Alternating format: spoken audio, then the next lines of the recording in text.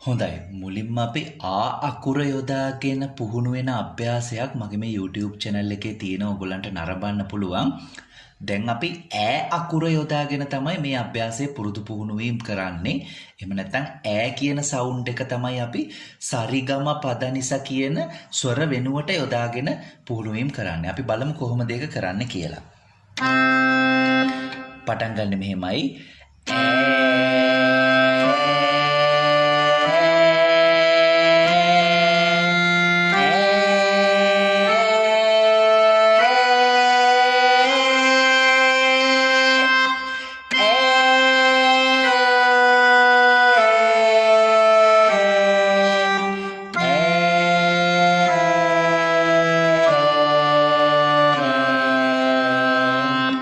මම දැන් තව පාරක් ප්ලේ කරනවා මම ගායනා කරන්නේ නැතුව ඔයගොල්ලන්ට පුළුවන් ඒක අහගෙන ගායනා කරන්න.